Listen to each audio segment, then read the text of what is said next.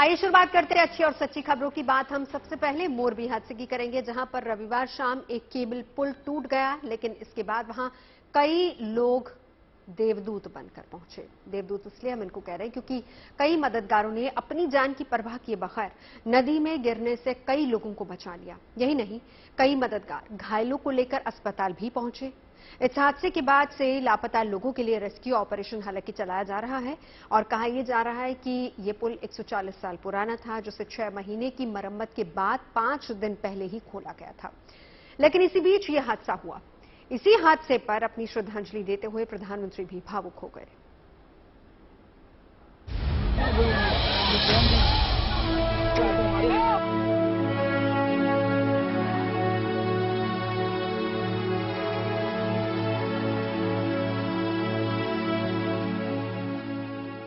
ये तस्वीरें इंसानियत की सबसे बड़ी मिसाल है। नीचे नदी और ऊपर जिंदगी को बचाने की जद्दोजहद। टूटते पुल के बीच बस एक कोशिश, कोई अपना बच जाए, किसी का घर न टूटे, किसी की मां बच जाए तो किसी का बच्चा। गुजरात के मोरबी में मच्छू नदी पर बना केबल पुल जैसे ही टूटा, वहां अफरा तफरी मच गई।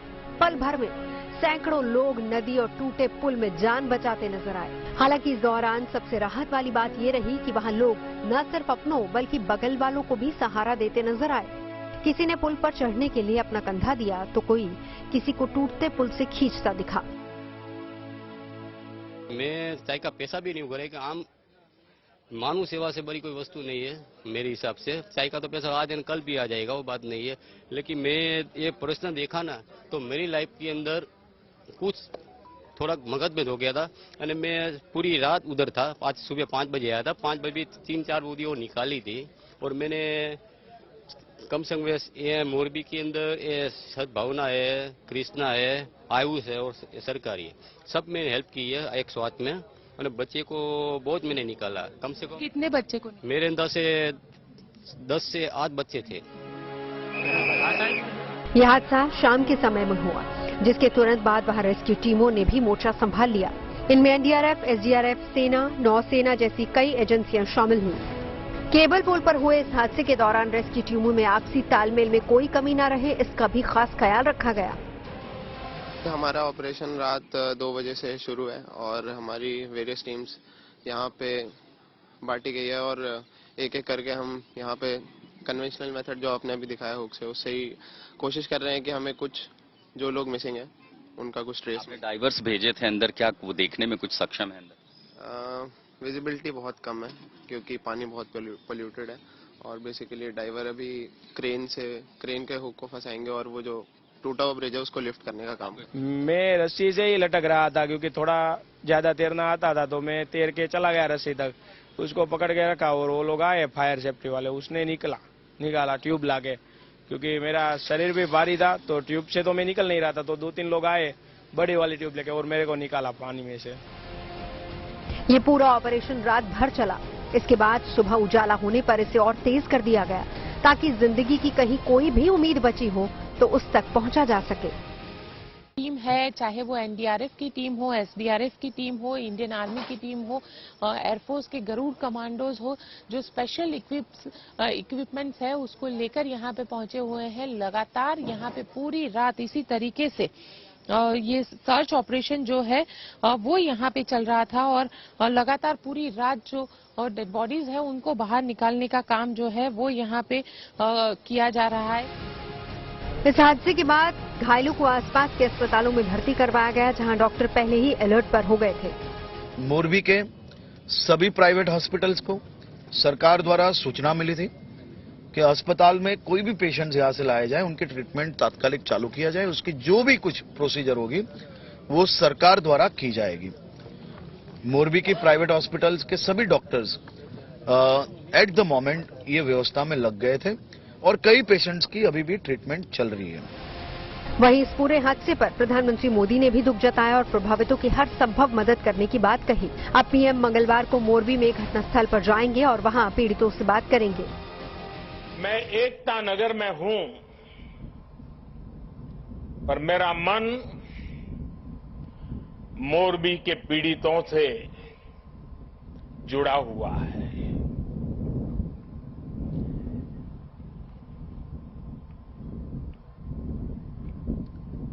शायद ही जीवन में बहुत कम ऐसी पीड़ा मैंने अनुभव की होगी। एक तरफ दर्द से भरा पीड़ित दिल है और दूसरी तरफ कर्म और कर्तव्य का पथ है। आशंका है कि केबल ब्रिज पर यह हादसा रविवार की छुट्टी और क्षमता से ज्यादा भीड़ जुटने की वजह से हुआ। हालांकि कहा जा रहा है कि अगर लोगों ने अलग अलग तरीके से पीड़ितों की मदद न की होती तो मौत का आंकड़ा और बड़ा हो सकता था, क्योंकि इन्हीं देवदूतों की वजह से कई प्रभावितों को मुश्किल वक्त में समय रहते मदद मिल पाई। Bureau report, good news today. Morbi में जो कुछ भी हुआ वो दिल दहला देने वाला था, लेकिन इस बीच कुछ लोगों ने धर्म और जाति की परवाह किए बगैर मदद की और इन्हीं में एक तौफीक भी थे जिन्होंने संकट के समय कई लोगों को मदद दी और उन्हें बाहर निकाला। जितने भी लोग आ रहे थे, किस तरीके से आप उनको मदद कर रहे? फौरन टेंशन में वो एम्बुलेंस में उतार के फौरन अंदर ले जाया जा रहा था, तो डॉक्टर ने सब पास आते थे, चेक कर रहे थे, सबने अच्छी तरह फर्ज नहीं पाया है मैडम। लोग धर्म की बात करते हैं, इस तरीके के हादसे में कभी धर्म नहीं देखा। इसमें मैडम धर्म देखना ही नहीं चाहिए मैडम। धर्म कोई सेवा करने में कोई धर्म देखना ही नहीं चाहिए मैडम। मेरा तो यही अकीदा है और कुछ नहीं है मैडम। हिंदू क्या है, मुसलमान क्या है, लोही तो एक है ना मैडम। क्या इसमें देखना है धर्म? एक ही मगज में देखना चाहिए कि बस सेवा दिल से करो, वो भी दिखावे के लिए नहीं मैडम। और मैंने दिल से निभाया है मैडम। अभी भी मेरे सब सर में और आंखों में यही दिखता है मैडम। इतने इतने छोटे छोटे बच्चे थे मैडम, बहुत देखा, मेरे आंख में आंसू भी चले आ रहे थे मैडम, फिर भी मैं ऐसे ही सुबह तक में लगा रहा था। क्या वो जो मंजर था जीवन में कभी भूल पाएंगे? नहीं, कभी नहीं मैडम। अभी मैं बात कर रहा हूँ, फिर मैं आंसू तो नहीं निकाला, पर दिल में इतना मुझे दर्द हो रहा है मैडम कि किसी को मैं कह नहीं सकता मैडम। बच्चे तो 30 से 35 बच्चे तो हो गए कम से कम। फिर आगे जो आ रहे थे बहुत सेवा वाले थे, मैं एक तो नहीं था मैडम। यहाँ जितने भी कोई दर्दी पास था वो भी लग गया, तो कोई बाहर से आ रहा था, सब लग गए थे मैडम। मोरबी हादसे के बाद वहां आसपास के इलाकों में रहने वाले लोग भी मदद के लिए पहुंचे, जिससे जो भी हो पाया, जो भी मदद हो पाई उन्होंने वो की। कई लोग रेस्क्यू ऑपरेशन में जुटे, जवानों के लिए खाने पीने की व्यवस्था कर रहे थे, तो कुछ ऐसे भी थे जो उनके लिए पानी की बोतलें लेकर आ रहे थे। किसी ने हादसे वाली जगह पर लोगों की मदद के लिए केले बांटे, तो कई लोग सुबह होते ही अपने घरों से खाना बनाकर वहां पहुंचने लगे। इसके अलावा सड़कों पर भी कई लोग खड़े दिखे जो घायलों को ले जा रहे थे और एम्बुलेंस तक पहुंचा रहे थे। इतना ही नहीं, इस मुश्किल भरी घड़ी में राजनीतिक दलों ने अपने कार्यकर्ताओं से भी मदद की अपील की। मोरबी हादसे में मदद के लिए देवदूत बनकर के जब भारतीय सेना की टुकड़ी, नेवी की टुकड़ी, एयरफोर्स की टुकड़ी, एनडीआरएफ, एसडीआरएफ सब लगी हुई थी, तो इन देवदूतों के लिए भी मदद के लिए यहाँ के स्थानीय लोगों ने हाथ आगे बढ़ाए। अब आप देख पा रहे हैं ये सारे वॉलंटियर्स हैं, इसमें अब बहुत सारे स्थानीय लोग हैं, अलग अलग संस्थाएं हैं, स्वामीनारायण मंदिर से जुड़े हुए लोग हैं, एसबीआई बैंक के कर्मचारी हमें यहाँ पर दिखाई पड़े, कुछ एनजीओ के, सिविल सोसाइटी के, यहाँ के स्थानीय लोग भी। तो ज्यादा से ज्यादा क्या कर सकते थे? बहुत सारे लोगों को हमने सड़कों पर देखा जो रास्ता दे रहे हैं कि वहां पर ट्रैफिक जाम ना हो, गाड़ियों का सिलसिला ऐसा चले कि एम्बुलेंस का रास्ता बाधित ना हो। साथ ही जो लोग इस ऑपरेशन में जुटे हुए हैं, अब नदी किनारे ऐसे खाने की व्यवस्था तो नहीं हो सकती, तो लोग कहीं पर कोई फल लेकर के आया, कोई चाय लेकर के आया, बिस्किट लेकर के आया, पानी लेकर के आया है, ताकि इतने सारे लोग, जितना बड़ा ये ऑपरेशन है इस नदी में, कम से कम उनमें से कोई भूखा ना रहे, पानी की किल्लत ना हो। गर्मी यहाँ बहुत ज्यादा, तापमान ज्यादा है, तो कम से कम पानी की जरूरत ज्यादा पड़ती है। और वो हो कैसे रहे? देखिए, इस सस्पेंडेड ब्रिज के पास जो हिस्सा है, इसमें एक टुकड़े को बाकायदा काट दिया गया है, यहाँ से निकाल दिया गया है, और लोग जो दूर दराज से आ रहे हैं खाना, फल, नाश्ता लेकर के, लोग कम से कम भूखे न रहे। आप लोग क्या लेकर के आए हैं? ये सब पानी वगैरह सब ले गए। कहाँ, किस बैंक से है? SBI bank. जितनी संस्थाएं आसपास में मोरबी की, पूरा शहर रात भर सोया नहीं है, गमगीन रहा है। और अब सुबह जब तमाम सारी एजेंसियां, जो कर्मचारी हैं, वो मदद के लिए उतरे हैं, तो उनको खाना पीना मिले, उसके लिए कम से कम यहाँ स्थानीय लोग उमड़ पड़े हैं। तो मोरबी में मदद करने वालों में वो युवक भी शामिल रहे जो सेना की भर्ती के लिए तैयारी कर रहे थे। ऐसे ही कुछ युवकों से हमने भी बात की और ये सभी लोग इस जगह के पास ही अपनी ट्रेनिंग करते हैं। जब यहाँ पाडा पुल पर से रनिंग करके आ रहे थे वापस, तो देखा कि मैं भी इधर 5 बजे इधर ही आया था घूमने के लिए, और इधर घूम के गया था। फिर हम रनिंग करके वापस आ रहे थे पाडा पुल पर, तो सर ने बोला कि ये उधर भीड़ क्यों लगी हुई है, ये नीचे क्यों है गिरा, मना वाला जैसे पलट गया हो ऐसा हो गया था ये पुल। तो हमने सर ने बोला कि ये पलट गया, तो रनिंग करके जल्दी से उधर जाओ और जितने बच पाए जिंदा उसे बचाओ। और हम सीधे ही उधर से रनिंग फास्ट रन करके आए और सीधा इधर हम जो बोलते हैं कि झूलता पुल, उधर से हम टूटा हुआ था उधर गए और सीधे ही ऊपर ना अपनी जान की परवाह किए बिना हम उधर उतर गए। और जिसको तैरना आता था वो नीचे से तैरे। हमारी 12 लोग की इधर टुकड़ी थी, हमारी इंडियन आर्मी की तैयारी कर रहे हैं जो हम अभी, तो वो नीचे से गए और आधे ऊपर से गए। जो लेडीज थी और छोटे छोटे बच्चे थे उसे कंधे पे बिठा के हम ऊपर ले गए। गुजरात में हुए इस बड़े हादसे के बाद पुलिस ने अपनी कार्रवाई अब तेज कर दी है। इस मामले में 9 लोगों की गिरफ्तारी भी हुई है। 9 लोगों को अरेस्ट किया है और तमाम के विरुद्ध में भारतीय दंड संहिता के कलम 304, 308 और 114 के तहत इसमें गुना दाखिल किया गया है। साथ ही एक सवाल ये भी खड़ा होता है, जो कंपनी है, क्योंकि ओरेवा कंपनी है, उसकी टिकट पे भी फोटो और लोगो लगा हुआ है, तो क्या उस कंपनी के खिलाफ कोई कार्यवाही पुलिस करेगी? देखो, पुलिस ने सभी मुद्दाओं को खुला रखा है। पुलिस कोई भी कंपनी हो, कोई भी व्यक्ति हो, किसी को छोड़ने के लिए हम लोग इसमें तमाम प्रकार की जो हमारी कायदे की प्रक्रिया पूरी करेंगे। किसी व्यक्ति को छोड़ा नहीं जाएगा, भले कोई कंपनी हो, कोई भी व्यक्ति कितना भी क्यों न बड़ा हो। लेकिन पुलिस की जो इन्वेस्टिगेशन जो अभी तक शुरू हुई है, उसमें हमारा प्राथमिक तबक्के जो एफएसएल की रिपोर्ट हो, स्ट्रक्चरल डिजाइनर की रिपोर्ट हो, ये सब आने के बाद हम एनालिसिस करेंगे और जिसका जितना रोल आएगा उसके अनुसार हम उसकी जवाबदारी फिक्स करेंगे। इनिशियल जांच में क्या लगा, स्ट्रक्चर में कहीं गड़बड़ थी जिसकी वजह से ब्रिज गिरा है? अभी जो 2 दिन की जो इन्वेस्टिगेशन, उसके अंदर लगता है कि इसमें टेक्निकल जो खामी थी उसकी वजह से इसमें ये नुकसान हुआ है, ब्रिज कोलैप्स हुआ है। आशंका ये जताई जा रही है कि ज्यादा भीड़ की वजह से केबल पुल ढह गया। हालांकि जिस पुल पर यह हादसा हुआ वहां कुछ पोस्टर्स भी चिपके हुए मिले, जिसमें लोगों से पुल के ऊपर भीड़ न लगाने की अपील की गई थी। साथ ही वहां सेल्फी खींचने की भी मनाही थी। मैं ठीक सस्पेंशन ब्रिज के बिल्कुल नीचे खड़ा हूं, बिल्कुल उसी जगह पे।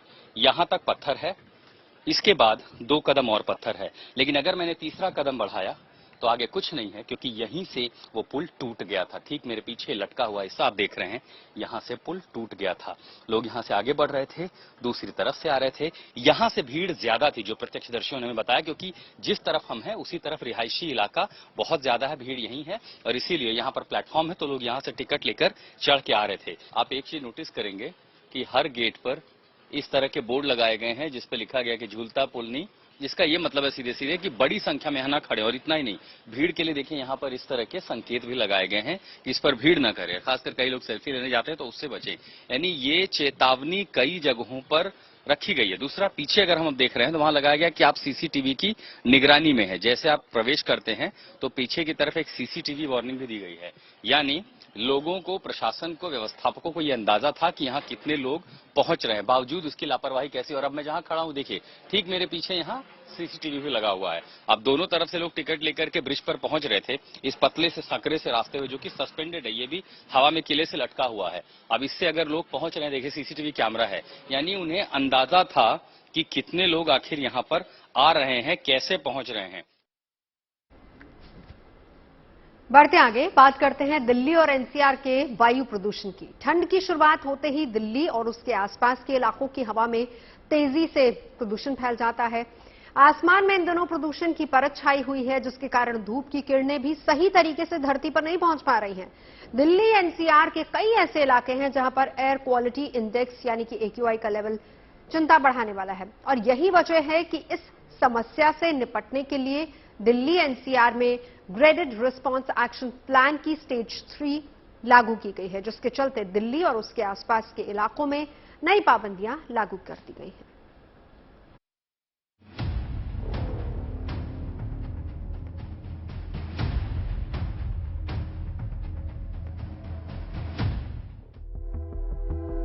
इन तस्वीरों में न तो राष्ट्रपति भवन साफ नजर आ रहा है और न ही इंडिया गेट और न ही दिल्ली का अक्षरधाम मंदिर।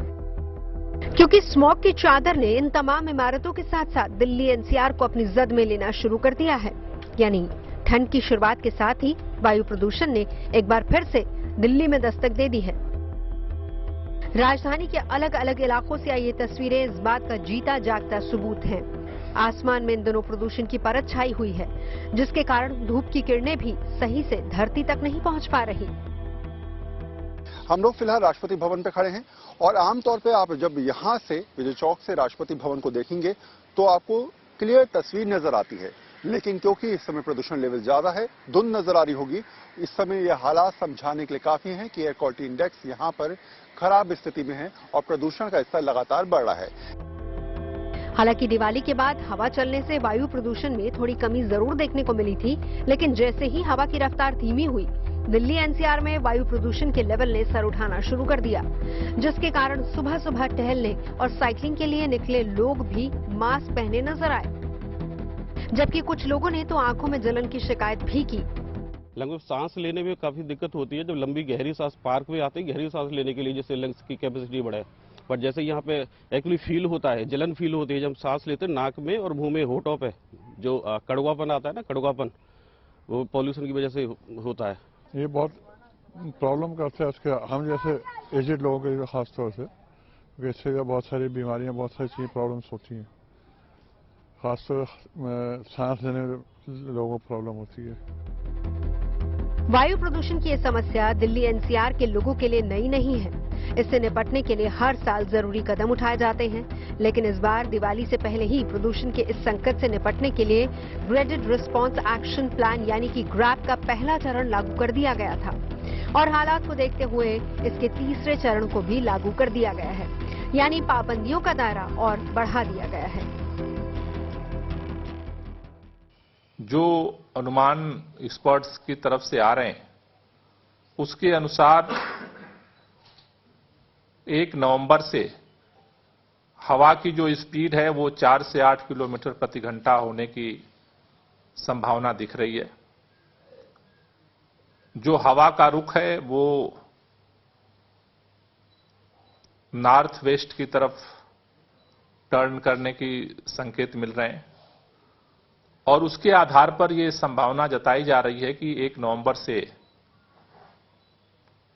एक्यूआई का जो स्तर है वो 400 के ऊपर जाएगा, जो सीवियर कैटेगरी में है, और उसके अनुरूप ग्रैप का तीसरा स्टेज लागू करने के लिए कल सीओक्यूएम ने मीटिंग करके डायरेक्शन जारी किया। दिल्ली एनसीआर में वायु प्रदूषण बढ़ने के पीछे पड़ोसी राज्यों में पराली जलाने की घटनाओं, रोक के बावजूद आतिशबाजी और गाड़ियों से निकलने वाले धुएं को बड़ी वजह माना जा रहा है। हालांकि पंजाब और हरियाणा जैसे राज्यों में पराली जलाने को रोकने के लिए प्रशासन की ओर से लगातार कदम उठाए गए हैं। 10 ਲੱਖ मीट्रिक टन की जी पराली है वो उपज होंगी है, उसों 2-2.5 ਲੱਖ जी मीट्रिक टन है सीधियां साडे कोल 2 मिल ने। बीर पिंड दे विच एक पेपर मिल है, दूजी एक मिल हैगी है जी झोने की नाड़ तो बिजली उत्पन्न करती है, वो मैनेज कर रही ने। तो बाकी 7.5 ਲੱਖ टन के जोड़े तकरीबन पराली है साडी वो ਵੱਖ-ਵੱਖ संदां के थ्रू या तो खेतों के विच ही रलाई जा रही है या फिर उन्होंने गट्ठा बना के उन्होंने ईंधन के रूप में इस्तेमाल करने की स्टोर किया जा रहा है। अवेयरनेस भी हम लोगों को फैला रहे हैं, प्लस ऑन स्पॉट चालानिंग भी होगी आज और आज के बाद में जितने भी किसानों ने मौके पे बर्निंग करेंगे उनके खिलाफ हम एफआईआर भी रजिस्टर करवाएंगे। एंड आज कुछ नंबरदारों को भी सस्पेंड किया गया है जिनकी पार्ट पे लैप्स रहा है, जिन्होंने हमें इन्फॉर्मेशन टाइम पे नहीं दी है। अनुमान जताया जा रहा है कि आने वाले दिनों में प्रदूषण और बढ़ेगा, यानी इसका सीधा असर दिल्ली एनसीआर की हवा में देखने को मिलेगा, जिसको देखते हुए तमाम सरकारी एजेंसियां भी चौकन्नी हो गई हैं, ताकि वायु प्रदूषण के संकट को कुछ कम किया जा सके और दिल्ली एनसीआर को गैस चैम्बर बनने से रोका जा सके। दिल्ली से वरुण सिन्हा के साथ bureau report, good news today. Grab का तीसरा चरण लागू होने के बाद दिल्ली में सरकारी एजेंसियां भी एक्टिव हो चुकी हैं, जिसके बाद हवा में शामिल धूल के बेहद महीन कणों को उड़ने से रोकने के लिए पानी का छिड़काव तेज कर दिया गया है। इस काम में दिल्ली फायर सर्विस की टीम लगी हुई है, जो राजधानी के अलग अलग इलाकों में पानी का छिड़काव कर रही है। देखिए मेरे सहयोगी वरुण सिन्हा की रिपोर्ट। दिवाली के बाद से लगातार दिल्ली एनसीआर में प्रदूषण का स्तर बढ़ता जा रहा है। ऐसे में एक्यूआई लेवल को सुधारने के लिए लगातार कोशिश की जा रही है।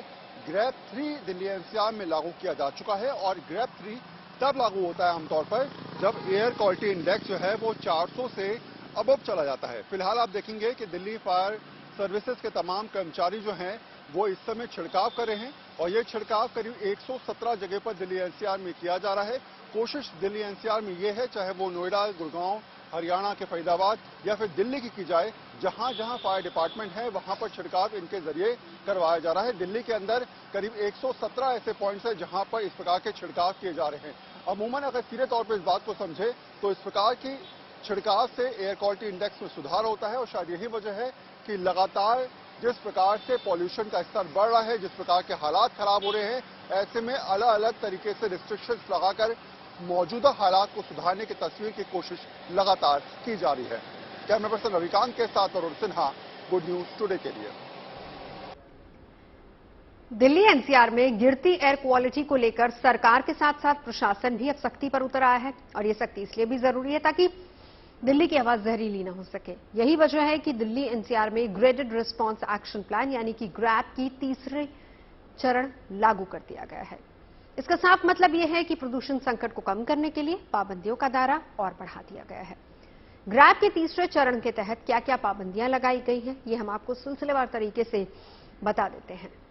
सबसे पहली बात अगर की जाए तो ग्रैप के तीसरे चरण के तहत आवश्यक परियोजनाओं जैसे कि रेलवे, मेट्रो, हाईवे, हवाई अड्डे, आईएसबीटी, राष्ट्रीय सुरक्षा से संबंधित परियोजनाओं को छोड़कर दिल्ली एनसीआर में निर्माण और तोड़फोड़ पर सख्त प्रतिबंध के लिए कहा गया है।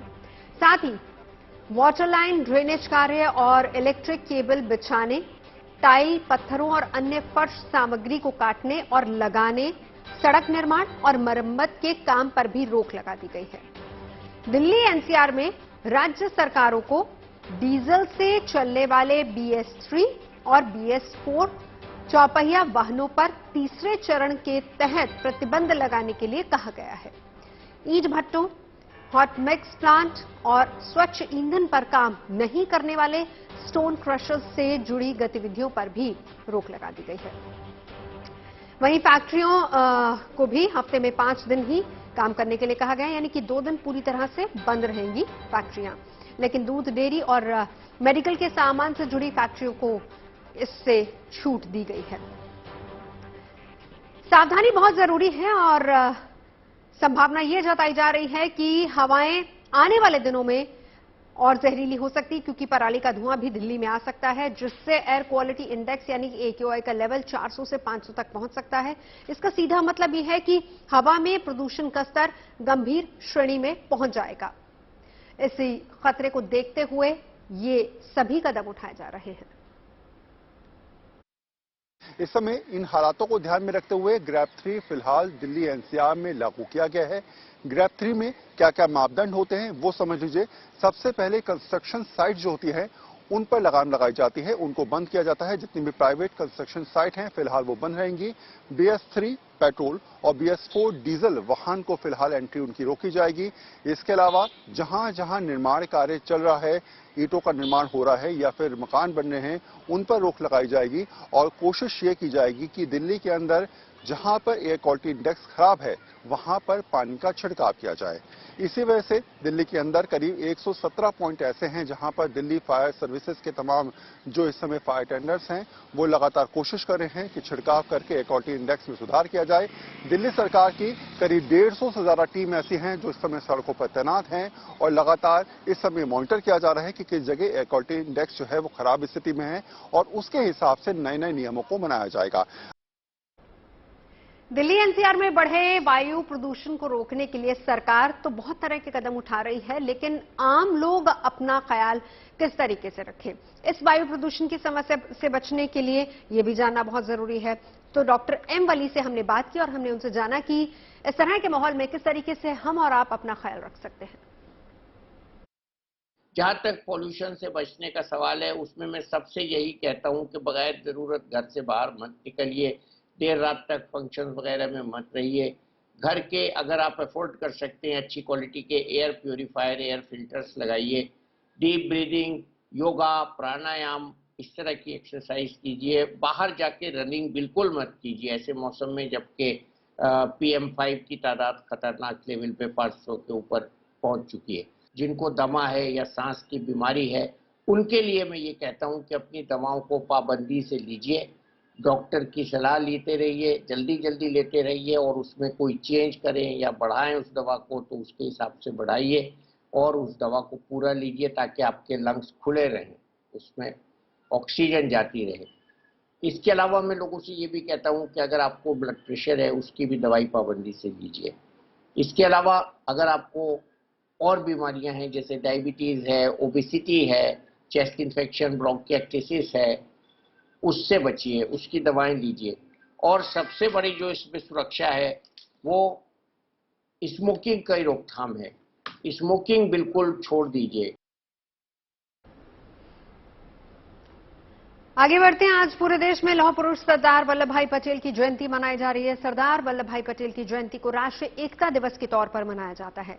इस मौके पर गुजरात के केवड़िया में भव्य कार्यक्रम का आयोजन किया गया और इस आयोजन में प्रधानमंत्री मोदी शामिल हुए। पीएम ने देशवासियों को राष्ट्रीय एकता की शपथ भी दिलाई।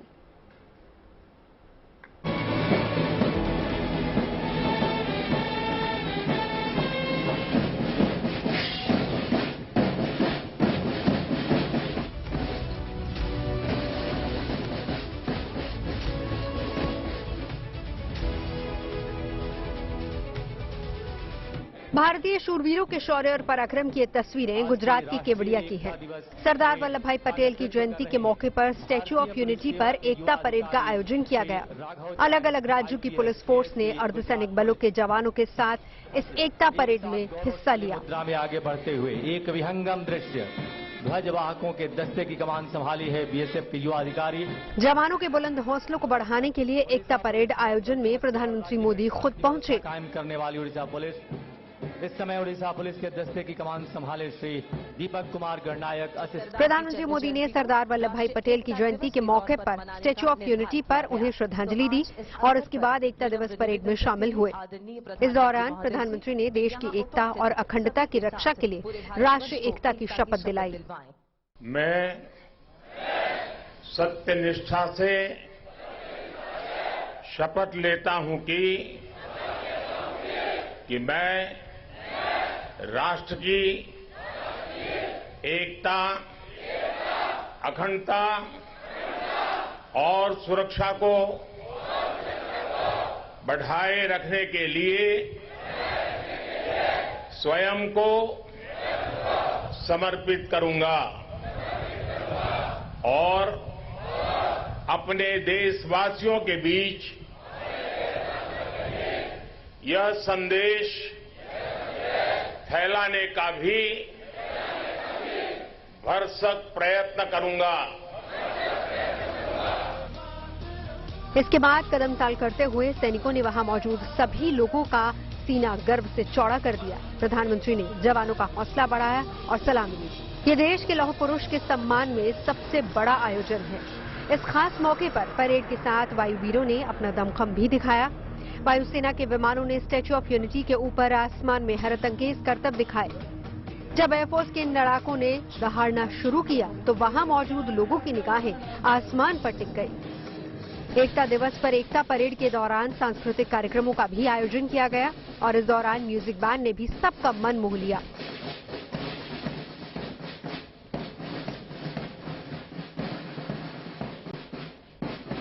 ये बैंड खास है क्योंकि ये बैंड भारतीय सेना का नहीं बल्कि अंबाजी शहर के रहने वाले उन आदिवासी बच्चों का है जो कभी अपनी बुनियादी जरूरतों को पूरा करने के लिए कठिनाइयों का सामना करते थे।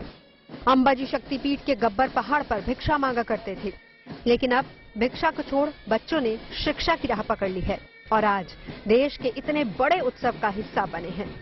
इन बच्चों ने अपने हुनर का जादू बिखेर कर देश के प्रधानमंत्री को भी मंत्रमुग्ध कर दिया। 14 वर्ष की आयु के इन मासूम बच्चों के अलावा इस आयोजन में सुरक्षा बल के डॉग स्क्वाड ने भी अपना हुनर दिखाया। तमिलनाडु की नस्ल राजपालयम को भी इसमें शामिल कर लिया गया। ये डॉग स्क्वाड मुश्किल से मुश्किल हालात में सेना के जवानों की मदद के लिए तैयार रहता है। खास बात यह है कि सभी डॉग्स भारतीय नस्ल के ही हैं। ये डॉग्स अपनी फुर्ती, रफ्तार और सूंघने की अद्भुत क्षमता के लिए जाने जाते हैं। इन्हें राष्ट्रीय श्वान प्रशिक्षण केंद्र में ट्रेनिंग दी गई है। रामपुर हाउंड के डॉग आतंकियों को बड़ी फुर्ती से ढूंढ निकालते हैं। चुपके से आतंकी पर हमला बोल देते हैं और फिर आतंकी को पकड़ना आसान हो जाता है।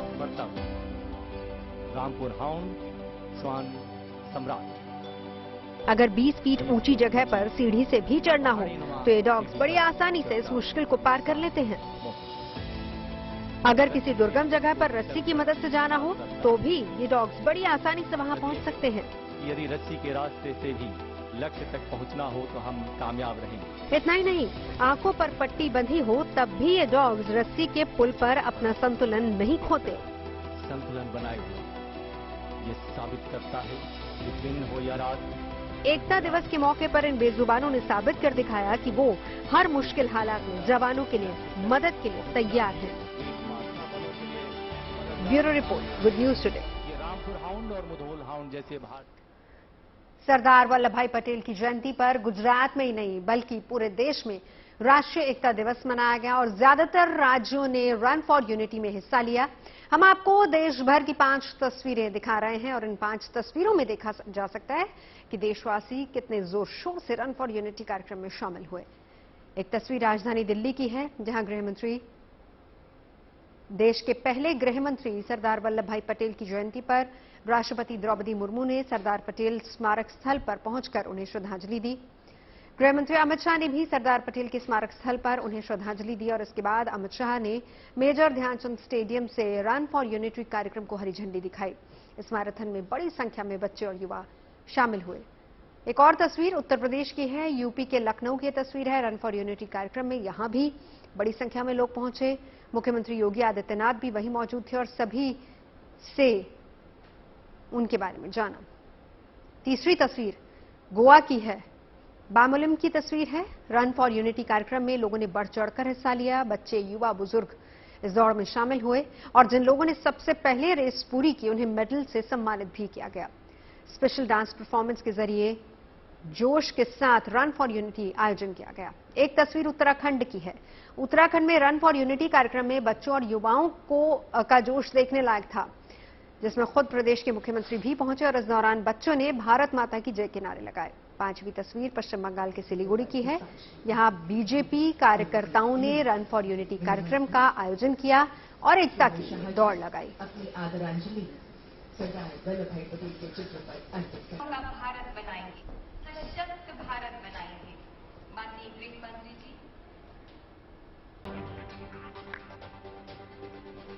आप देख रहे हैं अच्छी खबर सच्ची खबर और अब खबर आपके पते की। 1 नवंबर यानी कल से नियम बदलने वाले हैं। गुड न्यूज ये है कि इनमें ज्यादातर वो नियम शामिल हैं जो आम लोगों की सुविधा बढ़ाने वाले हैं। तो कल से आपकी रोजमर्रा की जिंदगी में क्या कुछ बदल जाएगा, हम आपको वो बताते हैं। तो सबसे पहले एलपीजी सिलेंडर की बुकिंग के बाद आपके रजिस्टर्ड मोबाइल नंबर पर ओटीपी आएगा। आपको गैस की डिलीवरी के समय ओटीपी बताना होगा, तभी आपको गैस मिलेगी। ओटीपी के जरिए गैस की सुविधा इसलिए दी जा रही है जिससे किसी भी तरह के फर्जीवाड़े को रोका जा सके। वहीं कल से दिल्ली एम्स के किसी भी विभाग में नया ओपीडी कार्ड बनवाने पर कोई शुल्क नहीं देना होगा। अब तक नए कार्ड के लिए 10 रुपए का शुल्क लगता था, जिसे अब खत्म करने का फैसला किया गया है। इसके अलावा कल से आपको दिल्ली एम्स में यूजर चार्जेस नहीं देने होंगे, यानी कि इस नए नियम के तहत एम्स में मरीजों से लिए जाने वाले 300 रुपए तक के उपयोगिता शुल्क यानी कि यूजर चार्ज को खत्म कर दिया जाएगा।